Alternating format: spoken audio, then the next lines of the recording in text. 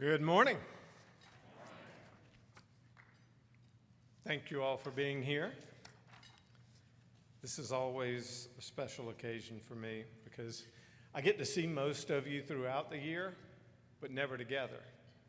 And it's great to see our community coming together this morning.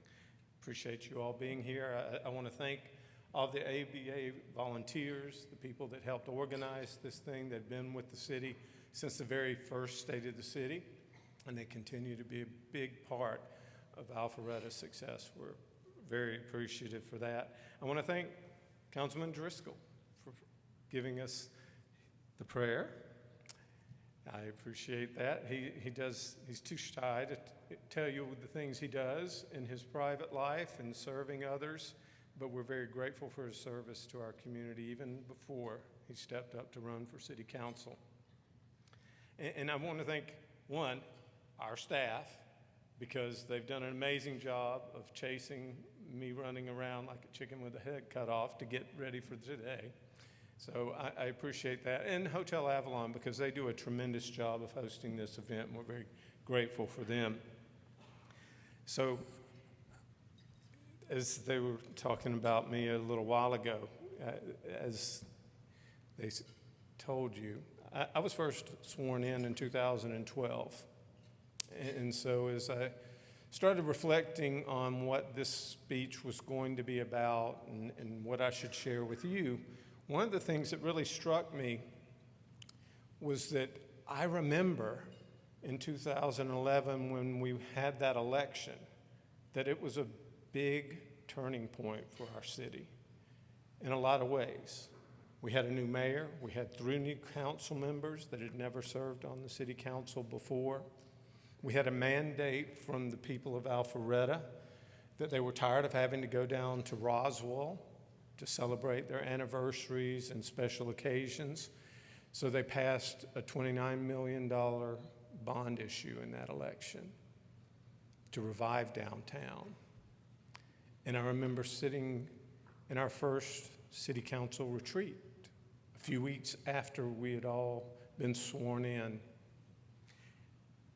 And quite frankly, while Mayor Belial had served previously on our council, and we had some experienced council members, none of us really had any experience of a transformation like what we have seen over the last 14 years. We could not have ever imagined, one, what the results would end up being, but we couldn't have imagined what kind of dedication, of effort, and the community support it took to get from where we were to where we are today. And I share that with you because I see Alphareta right now at a very similar turning point.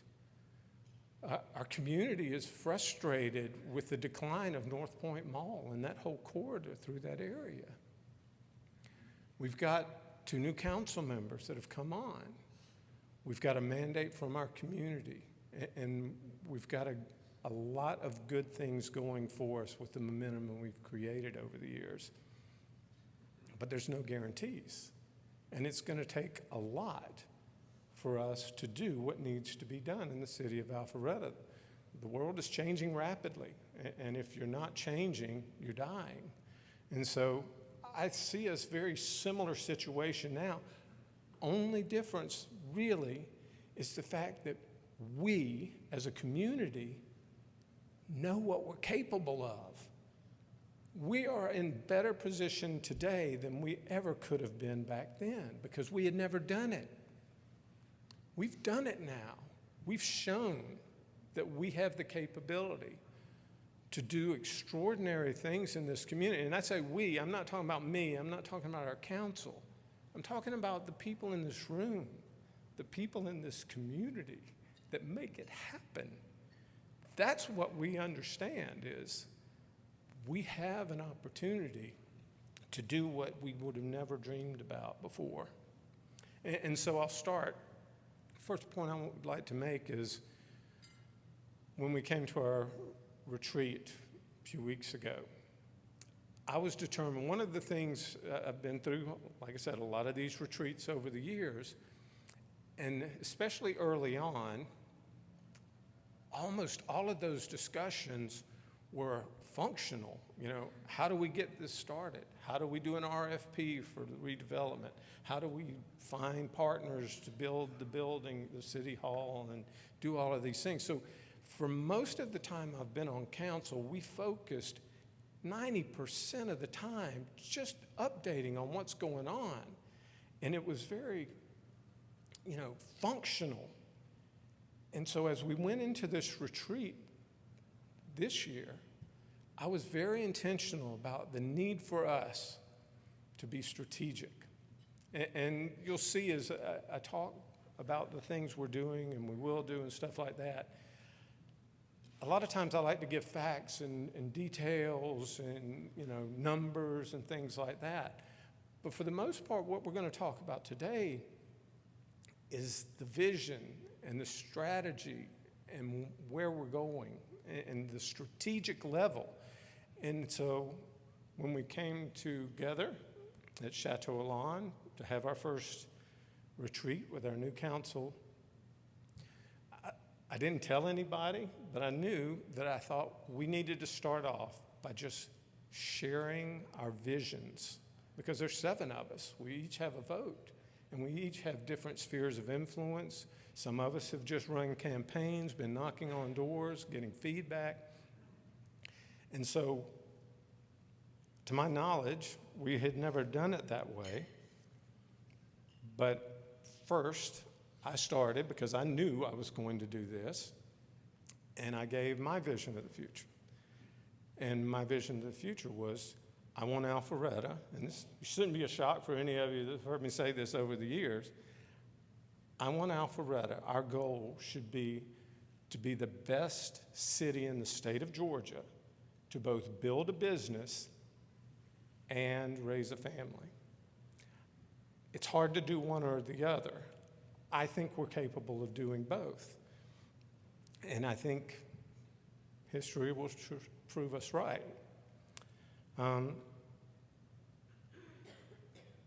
But I'll start off just by reading, because I was interested. I had no idea what I would hear from my fellow council members about what their vision of Alpharetta was going to be 20, 30 years in the future. Don't want to hear how we do it or anything. I just want to know where you want us to be. And so I want to read first just my notes. Now, the notes that I took as each council member told me what their vision of the future of Alpharetta was. Like I said, I've already told you mine. A balanced city, great to raise a family, great to build a business. The next statement I wrote down was vibrant office market. We used to take that for granted. That's not the case anymore. But that is something that is the vision, part of the vision of the future of Alpharetta. Another council member said safety, budget sensitive, downtown is critical. That seems to make sense. That's part of the vision for our community for decades to come. And that will help guide us in the operational decisions we make. Family friendly, budget sensitive. Seems pretty reasonable to me. If you're going to be the best city to raise a family, you need to be family friendly and budget sensitive. Protect the things we love and plan for the future. Quite frankly, I think this one encapsulates everything else in all of the vision statements. We want, our community wants, but it's reflected in our council, that we want to protect the things that we love and plan for the future. And that's part of the vision. We don't want to negatively impact what we love about Alpharetta now just to achieve other things in the future.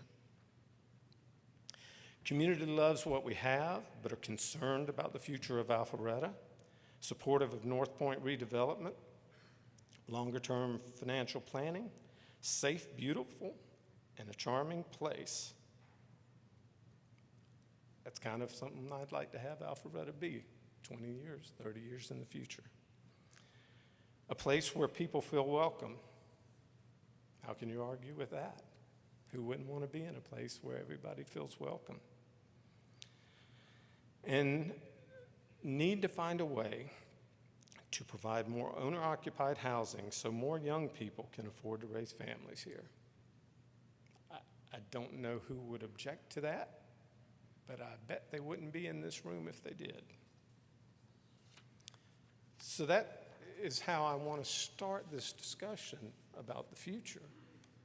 Because if we don't know where we're trying to get, you can't figure out how to get there.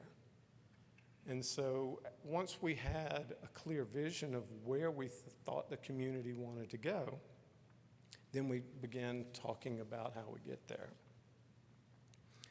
And as I said, it's always been my goal to be a great place to do business and raise a family. And I think we've done a pretty good job of that. So I'll just set the tone. I'm not going to brag about all the stuff we do. I'm not here to tell you that because you would expect me to tell you all this great stuff that I can brag about of Alpharetta. What I'd like to do is just show you what other people say about the city of Alpharetta and let you decide for yourself. So these are just rankings from different organizations that do polls and rankings of quality of life and things like that. We were ranked as the #1 small city in the U.S. for big career opportunities. That's pretty sweet. Number 2, best places to raise a family in Georgia. Well, I'd like to be #1, but there's going to be a Johns Creek or a Milton or somebody slip through every once in a while. Number 2, best places to live in Georgia. So that's just altogether best places to live in Georgia, not just raise a family. We were 4th place for the best public schools in Georgia. Sounds pretty good to me. Number 12, best suburbs for young professionals in Georgia. Yeah, that's what I'd want in my community. The 18th best suburb to live in America. Now, that's not Georgia. The 18th best suburb to live in America. And just for a frame of reference, there's 19,500 cities in the United States. So while I'd like to be #1 or top 5, I'll settle for the top 18 of 19,000. And the last ranking I'll talk about is the 24th best place to live in the United States. Once again, the 24th best place to live in our nation of 19,500 cities. So I'll let you decide for yourself whether we're a great place to live and raise a family. But the other half of that equation is to be a great place to do business. And so, once again, I'll let the numbers speak for themselves. Make sure the graphics are up there so y'all can see it as well. Okay. When you talk about the economic development successes Alpharetta's had since July of 25, 8 companies have relocated or expanded to Alpharetta, creating 989 jobs. Many of them are international companies headquartered in China, Australia, Spain, Germany. Last week, we did a ribbon cutting with a company from France. Our business climate is so inviting that major corporations, big corporations, second in the world consumer products, electronics, and things like Hisense. And some of the others I thought I had in my notes, but I do not. So, but we've had numerous companies that could have gone anywhere in the world, not just the US, and they selected Alpharetta because they found this is the place that their employees wanted to be and their customers wanted to come visit. One of the trends we've found over the last few years is experience centers, where it's something I had never heard of until we started having ribbon cuttings of major international companies that would find a location and invite their customers and clients from around the world and the nation to come here to look and see demonstrations of their products and their services. Used to be in the old days, you travel in your car and you'd run around with a, suitcase full of supplies and stuff like that and go to your clients to sell them. Now, they find Alpharetta to be such an attractive place and an easy place to locate to or to fly to that they can bring their clients in to an environment like Alpharetta, host them, and wine and dine them here rather than having to drive and fly all over the world themselves. That was something new to me. But once again, I think that's an indication of how successful what we've been able to do in the city of Alpharetta to make this a place where people and businesses want to be.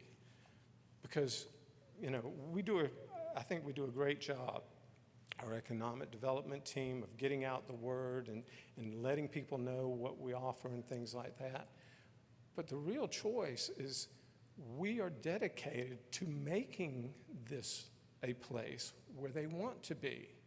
Not convincing them they want to be here, just make it a place that they want to be, and the rest will follow.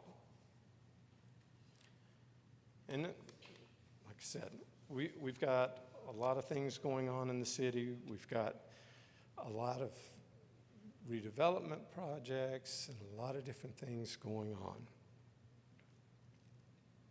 But I do think one of the things that we always do is focus on the future and figure out how to get there. I do think that our council is consistent with the vision of our community. We have their support. I think the city of Alpharetta has an amazing team, and I can't tell you enough about the people I get to work with on a daily basis.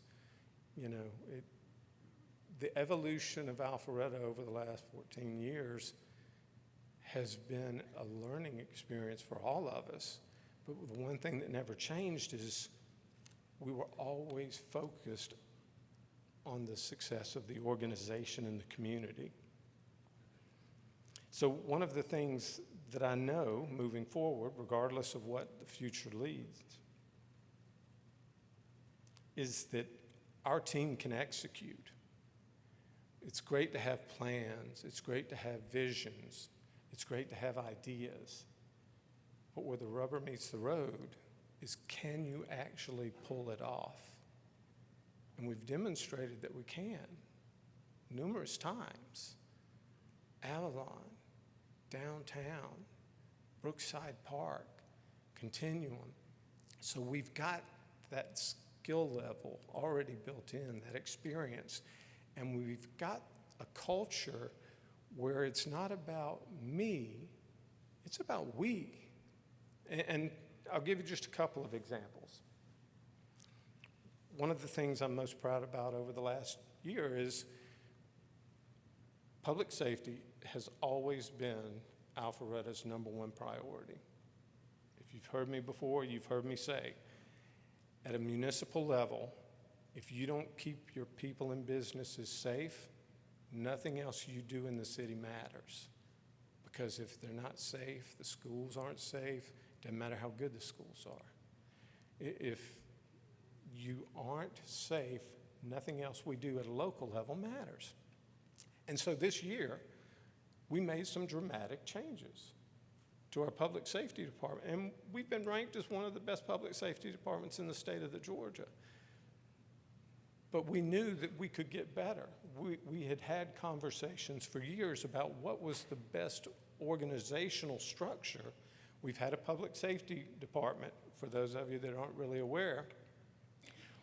Instead of having a police department and a fire department, we had one structural organization called the public safety with one director. And it worked well. Like I said, we were highly applauded for the success over the years. But they're two very different cultures. And what we found was, while we were successful in doing exceptionally well in what we do, there were better ways to do it. And we weren't afraid to make that change. Of course, we reached out to the employees and the directors and everybody that was impacted. But when we realized that, yeah, this is what we needed to do, we didn't hesitate. We just did it. Didn't make a big deal about it. Our staff pulled it together. They knew what needed to be done. We were just getting in their way. So now we have a police department, a fire department. Chiefs, if you don't mind, if you could stand for those of audience that might not have seen you before.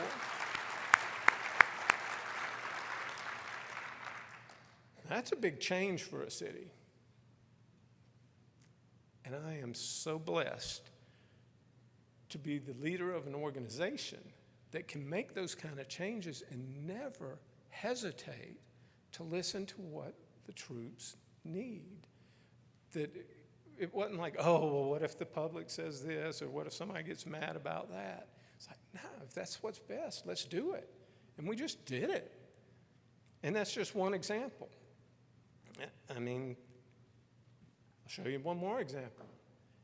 So we had done our budget. We were ready to move forward with this year's fiscal budget. And then we found out that the Fulton County Jail was no longer going to operate the Alpharetta Jail. Well, that's kind of disturbing to, without any discussions, to find out that our city no longer had a jail that was operating. And so it was going to be quite an issue for our organization, for safety in the community, and quite frankly, safety in the communities of all the cities around us. Once again, our council never even hesitated. Well, I shouldn't say we didn't hesitate, because we had a lot of questions asked about the financial end of it. But in the discussions we had, the questions that never occurred to us was, could we do it? Not once did I ever hesitate in thinking, oh, well, the problem is we can't imagine trying to open up a jail, staff a jail, get it running in a few months' time. That didn't cross our minds.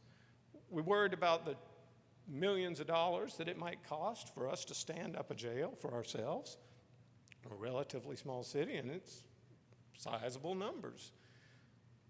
But once we decided as a council that the numbers weren't as important as the public safety, bam, it was done. And look, it's not over. We're still hiring staff. Our staff and our chiefs are still working on ways that we can do it more efficiently and economically. But once again, what a blessing to have a community and an organization where you don't hesitate to do what you know is right for the community. I'm grateful. One of the other things I wanted to share with you is that we have the vision, but before we can actually start executing how we get to that vision, how we accomplish that vision, one thing that's very critical for us is to make sure that our vision matches up with the vision of our community. Like I said, some of us had a campaign that helped inform their decisions and thoughts, but what really needed to be done was an objective way to assess whether we were on the right track. And so, just so happens that the city of Alpharetta has consistently been reviewing our comprehensive land use plan. It's something we do an update on every 5 years. Just so happens that we're going through that process now. And so we have different objective comments from the public talking about what their priorities are, what they think they need as we look to the future, as we set out plans of where zoning will change and where redevelopments will occur. And so we had the opportunity to digest all this actual data from the public, and it looks pretty good to me as far as what the council would like to see and what our community wants to see. We know for sure they want to see North Point Mall and the corridor, because a lot of times when we talk about the redevelopment of North Point Mall, we forget there's 800 acres around that whole corridor that's very underutilized.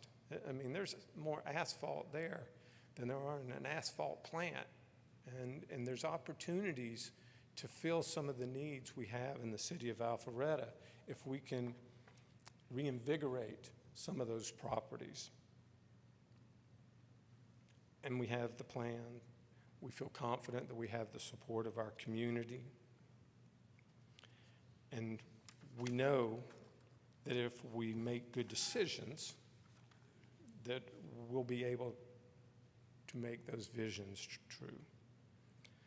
One of the things we need to do as a council to make sure that we can actually execute on all of these plans is to make sure our council is making thoughtful decisions on zonings and things that will impact the community for decades to come. I look back at a pivotal point for me in my time on council is a great example of the city of council making tough choices. Not every zoning case is an easy decision.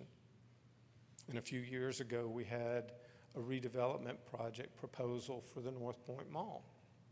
After Sears had closed, the owner of the property had decided that they were going to sell it.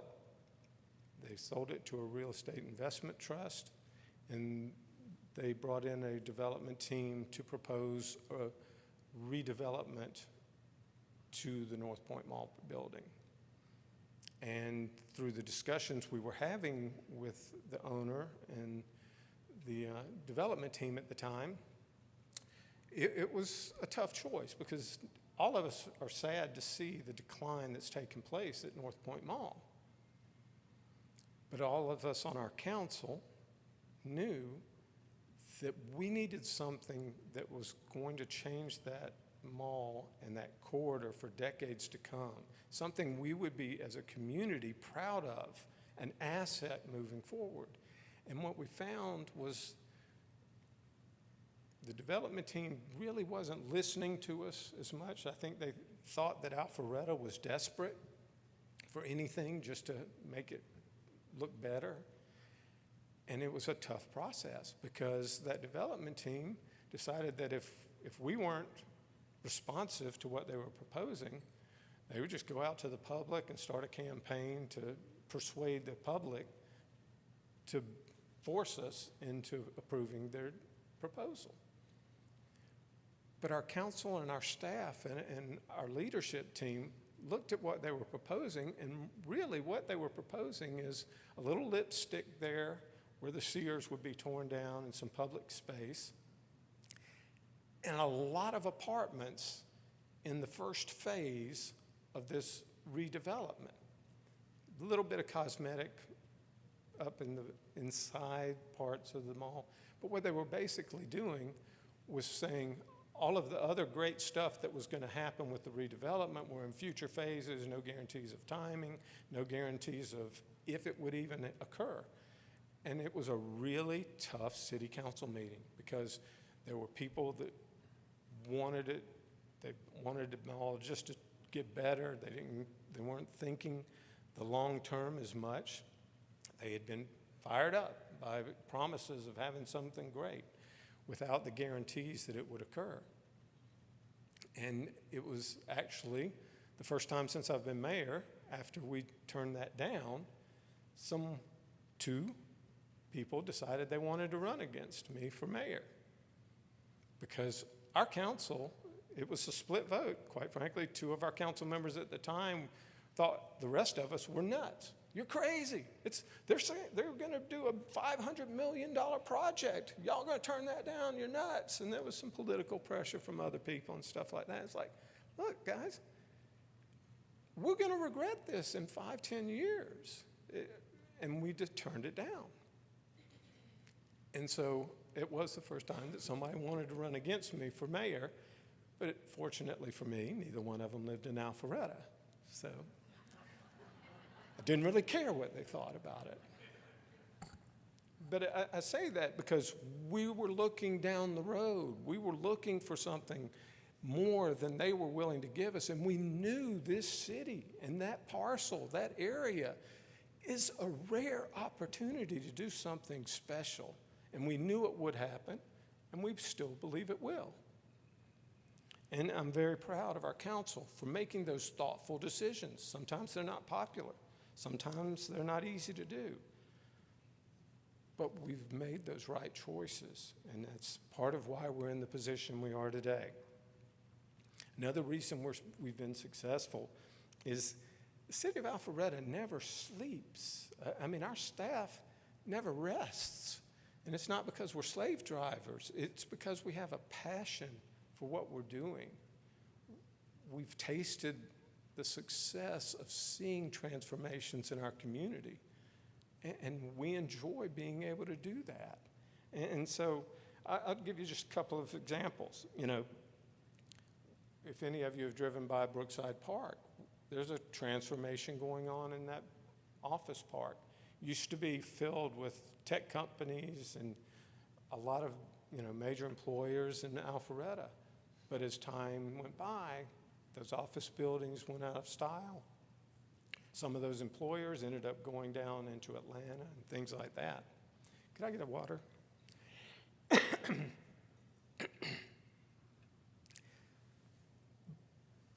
But long before those buildings were vacant, our staff had already been working on livable communities initiatives. Kathy and her team, our economic development team, already knew that with the work from home and the flexible schedules and things like that, our community was changing. And we didn't want to wait until it was completely changed before we started adapting. And so we already had an LCI in place 10 years before North Point started failing. And we've been doing it in other areas. Brookside Park is one of them. Continuum, that was part of the LCI that City of Alpharetta participated in with the City of Milton because we share a border and the things that affect them affect us. I know they're working on theirs now over in Deerfield.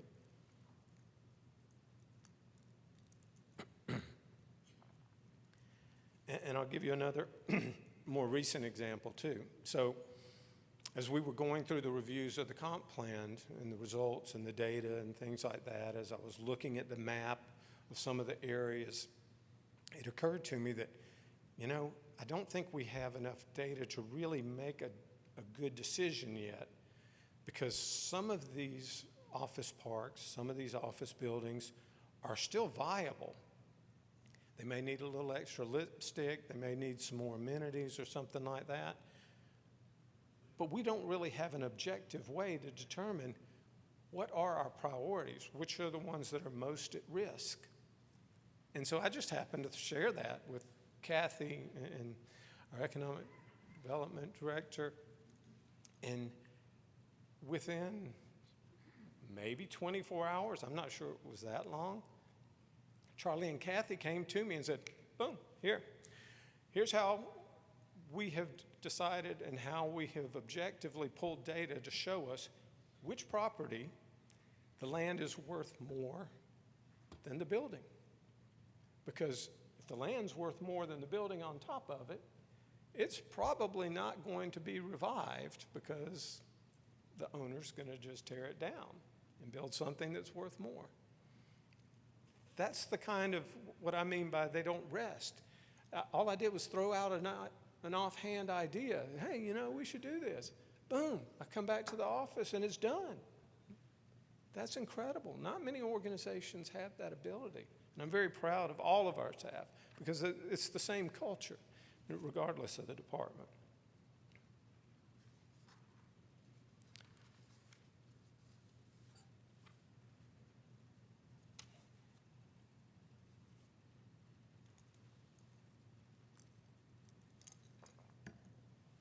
So I'll speak a little more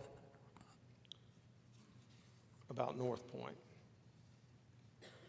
and why our council wasn't willing to settle for the proposal that was supposedly going to improve our property values by $500 million. Because our community understands that North Point needs to be something more attractive, something more viable, something that adds value to our community. We don't have a lot of undeveloped land. If we want to do great things, it's going to have to be on top of something that used to be there. We've done that already with the old Whole Foods, the old Harry's Farmers Market. And so I want you to kind of understand where we are on the North Point corridor. We've got good plans. We have the LCI. We're already building a park and connections to the Alpha Loop and things like that. We've been working on that corridor. Well, Kathy, I say we, it's the royal we. Kathy and her team and our staff have been working for years of what that corridor can look like. And quite frankly, we were going to downsize the lanes because at one point, there wasn't enough traffic to really justify having that many lanes on North Point Parkway. And we were getting ready to do that lane change or that lane reduction and allow more walkability, park spaces along the roads and bicycle lanes and things like that, because we didn't need that many cars. There just weren't that many cars on the road. But before we can even get it done, all of a sudden somebody came to us and said, look, we might want to build a hockey arena there. And so we like, whoa, stop. Don't take out any lanes. We might need that thing. And so we just adapted. It's like, okay, well, there's a better opportunity, a better future for that corridor, a better future for our city. Okay, we're going to do it. That's fine. And we have. We started building a park. It'll be ready whenever the development takes place, whether it's a hockey arena or anything else. But it will happen. There will be a transformation. The challenge when you're a municipality is we don't own those properties.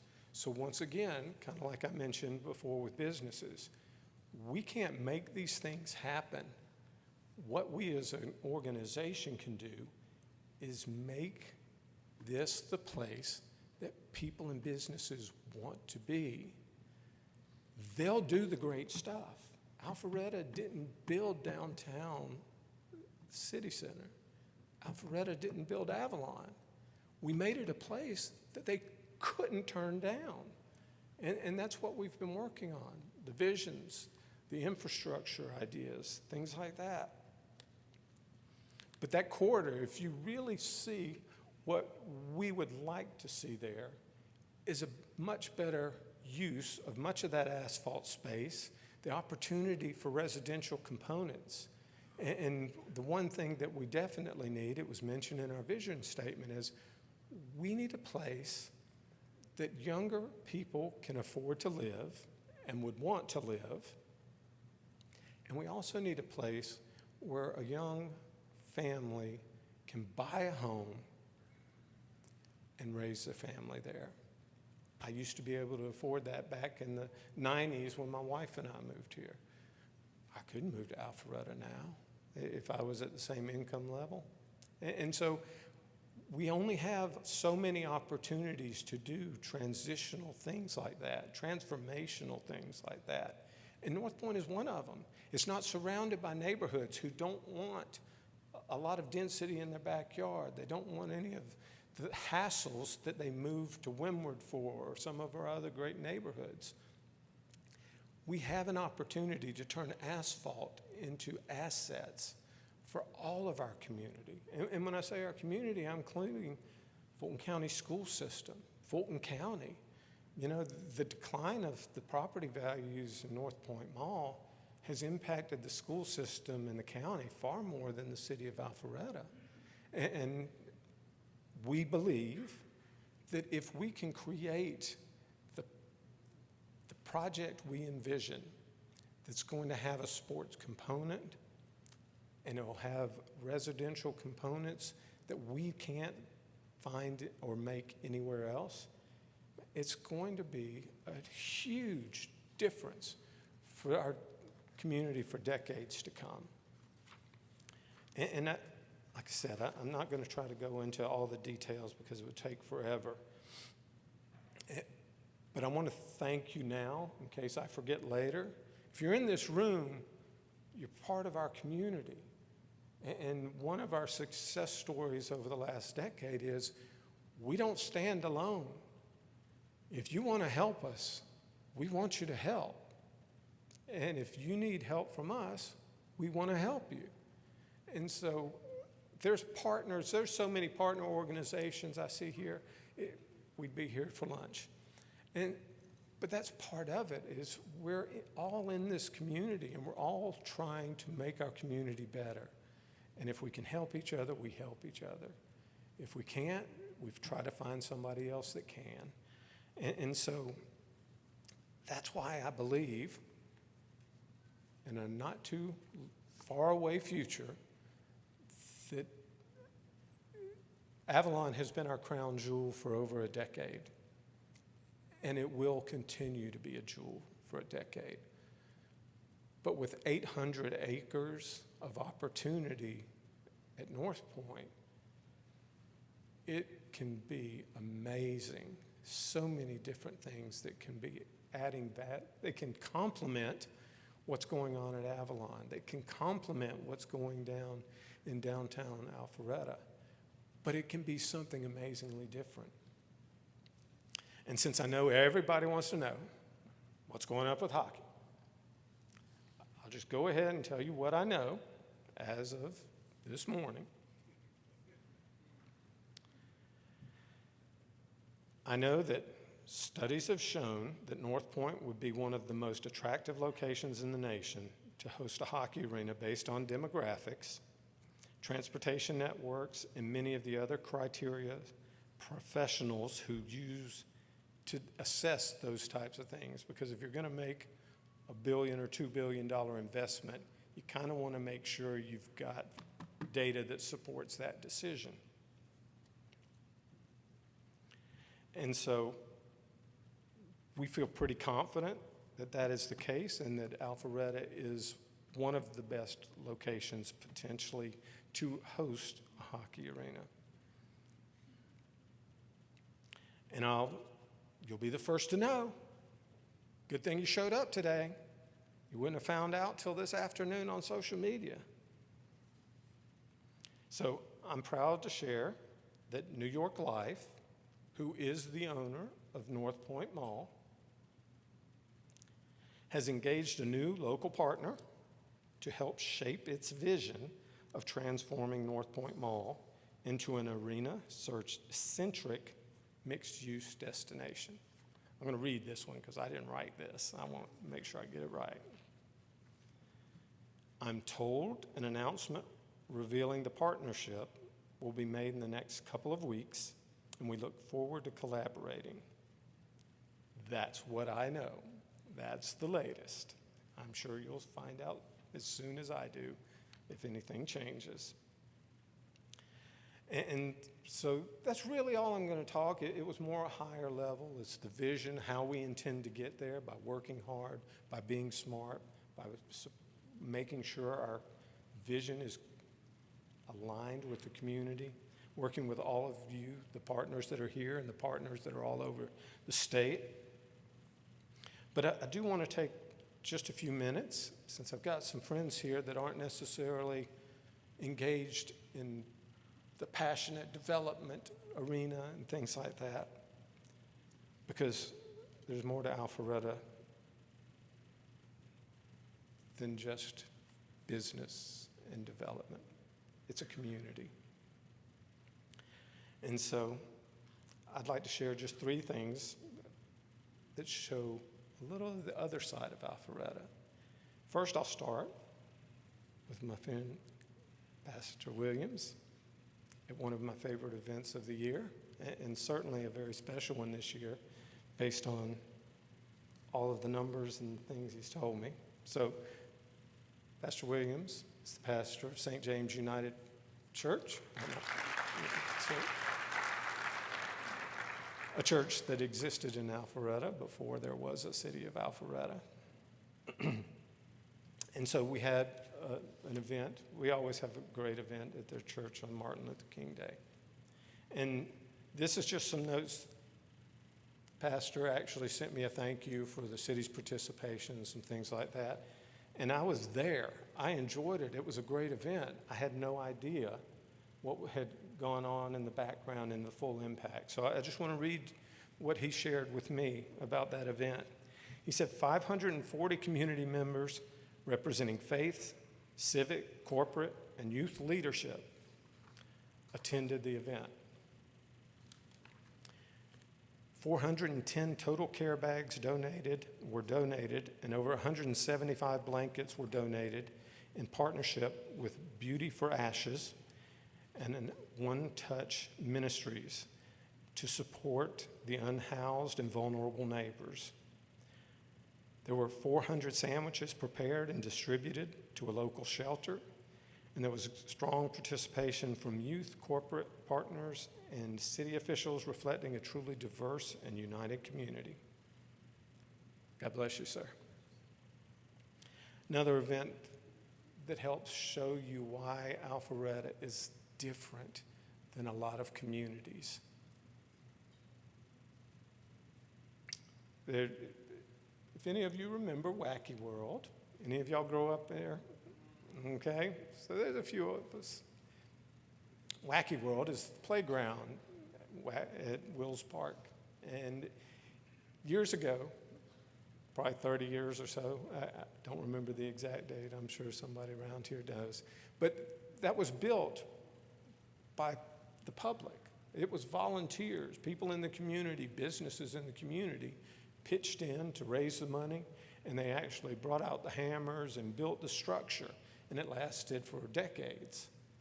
And a lot of people had their names on the slats where they had built the structures and things like that. And quite frankly, it didn't age well. It was wooden, and it was built in maybe the 80s. And so we decided we needed to have a playground at Wills Park where people who needed assistance to get, people that were in wheelchairs or things like that, we needed to update it to make it more family friendly. It needed some lipstick and some touch-ups. And so our Parks and Rec department decided they were up to the task, and they decided as part of that, so many people remember and are fond of Wacky World and their ability to be part of the actual construction, that our Parks and Rec department has put together a Wacky World community rebuild. And so now you can see what the new accessible Wacky World will look like in a few months, maybe a little longer than a few months. But what's going to be special is there's going to be people who actually show up, and there's opportunities for you if this is something you'd be interested in.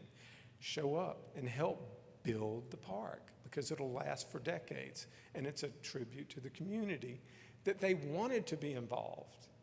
We didn't have to drag them. These companies that want to be part of it, oh, that's awesome. My kids always went there and stuff like that. That's part of us being a great community, is having people who care. And there's one more I wanted to bring to your attention. If any of you happen to have a spare hour or two on Saturday, me and a few of my, 100, 200 of my closest friends are going to be jumping into an ice-frigid pool at Wills Park for the polar bear plunge. The reason I bring that up is there's going to be people that are millionaires who are jumping into frozen water to raise money for their foundations, for their charities. And it's hosted by the city of Alpharetta's Rotary Club. But it's hosted by the Rotary Club, and it started off as just, I think there might have been 8 of us or something the first year. And now, last year we raised, I think it was over $300,000. And the reason we were able to raise that much money is we weren't selfish about how it was. We just wanted, the Rotarians and the community, wanted to have a bigger impact on our community. And so instead of it just being the Alpharetta Rotary, what we decided is, if you have a nonprofit, if you have a charity that you want to raise money for, the Rotary Club's gonna do all of the work. All you have to do is take pledges and get somebody to jump in the pool. It can be a little challenging to get people to jump in that pool when it's snowing or 40 degrees outside, but it's an amazing event. Our police officers, I think they're still having the chili cook-off. Is that still a component this year? I'm getting one nod and one shaking head. Okay, my apologies. It had been discussed at some point, so don't come for the chili. Come for the fun in the community. But I invite you, you're going to see amazing things, just people having fun to do great things in our community and serve others. That's the component that surveys don't tell you, that development schemes and zoning cases and things like that don't show. But that's what makes Alpharetta so special. One other thing I want to touch on, just because I know it's on at least the elected officials in the room mind, is it is that time of year where we have to hide our wives and our wallets, and the state legislature is in session. And if you haven't heard, there have been some pretty drastic proposals made over the last few weeks impacting, I know, the city of Alpharetta and the other cities potentially, certainly the county, and even more so for the Fulton County school system. There is a proposal right now to get rid of property taxes. Hey, I don't want to pay property taxes either. But you know what I do want? I want police. I want firemen. And so far, nobody down at the Capitol has figured out how cities are going to function, how schools are going to function, and how the county's going to function. Because vast majority of our property taxes are the revenues we use to make this city what the city is and to serve the people in this community like they need to be served. So I just want to get that on your radar, because I'm all for getting rid of property taxes, but you better give us something, because we can't function. And when you're at a critical point in the development of our community, when we're looking at doing major things that are going to have state impacts, it'd be nice that, every once in a while they just kind of give us a heads up and ask us, how this is going to impact our communities, how it's going to impact our bond ratings? Come on, guys. Chuckleheads down there sometimes. Well, the biggest problem is most of them haven't ever had to serve on a city council, do a city budget, or do a county budget, or a school system budget. And while I'm talking about the school system budget, how many of y'all realize that the state legislature requires the Fulton County school taxes that you pay? $257 million of those dollars, the legislator dictates it goes back to the state so they can ship it off to other communities that don't have that kind of tax digest. So think, you want to get rid of property taxes, why don't you just give that $257 million that our taxpayers are already paying and let them use it for the reason they're taxed for it? It's absurd. It makes no sense. I was shocked when I found out the numbers involved in that.